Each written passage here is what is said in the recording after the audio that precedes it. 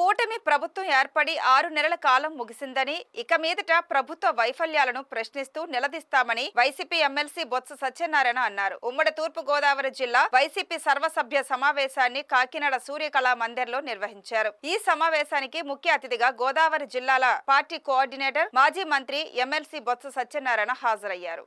ఈ సందర్భంగా బొత్స సత్యనారాయణ మాట్లాడుతూ కూటమి ప్రభుత్వం హామీలను నెరవేర్చడం లేదని అన్నారు. ఫీజు రియంబర్స్మెంట్, ధాన్యం కొనుగోలు తదితర అంశాల్లో ప్రభుత్వ తీరును ఎప్పటికప్పుడు పరిశీలిస్తూ ఉంటామని చెప్పారు. మాజీ మంత్రులు కురసాల కన్నబాబు, దాడిశెట్టి రాజా, మాజీ ఎంపీ వంగ గీత కార్యక్రమంలో పాల్గొని ప్రసంగించారు. అనంతరం బొత్స సత్యనారాయణ పార్టీ కేడర్కు దిశానిర్దేశం చేశారు. కాగా వైసీపీ ఏర్పాటు చేసిన ఫ్లెక్సీలను సమావేశం ప్రారంభం కాకుండానే మున్సిపల్ అధికారులు తొలగించడం పట్ల వైసీపీ నేతలు ఆగ్రహం వ్యక్తం చేశారు. ఇక్కడ సమావేశం అవడానికి ఉద్దేశాన్ని, కారణాన్ని అధ్యక్షుల ముందు మాట్లాడినప్పుడు కన్నబాబు గారు అన్ని విషయాలు చెప్పారు. తర్వాత పెద్దలు కూడా చెప్పారు. ముఖ్యంగా ఈరోజు ఈ కార్యక్రమానికి మరొకసారి ఆ విషయాన్ని అంతటి కూడా మీకు విశ్లేషిస్తాను. ఈ నెల 4వ తేదీ నాడు జగన్మోహన్ రెడ్డి గారు మన అధ్యక్షులు మొత్తం రాష్ట్రంలో ఉన్న అన్ని జిల్లా అధ్యక్షులతోని, పెద్దలతోని, పార్టీలో ఉన్న పెద్దందరితోనూ ఒక సమావేశాన్ని ఏర్పాటు చేశారు. ఆ సమావేశంలో రాష్ట్రంలో జరుగుతున్న రాజకీయ పరిస్థితుల్ని, ప్రభుత్వం తీసుకునే విధానాలని, ప్రభుత్వ కార్యక్రమాలని అన్నిటినీ కూడా ఒకసారి 2-3 గంటలు చర్చించుకోవడం జరిగింది.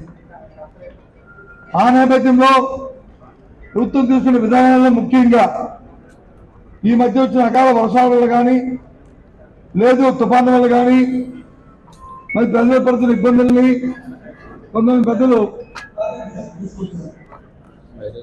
అలాగే ఇంకొంతమంది ఈ కొత్తగా ఈ రకంగా ఆరాటం వచ్చి సామాన్య ప్రజల మీద వేస్తున్నారు.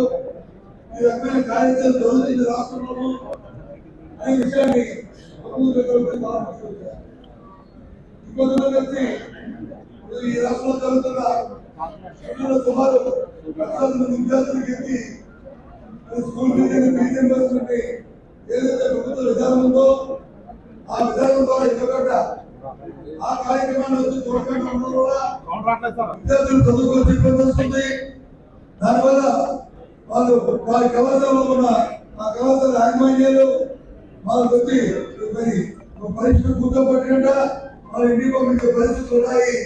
జిల్లాధికారులతో ప్రతి మాట్లాడుతున్నారు కానీ తగిన న్యాయం జరగట్లేదని చెప్పి కొంతమంది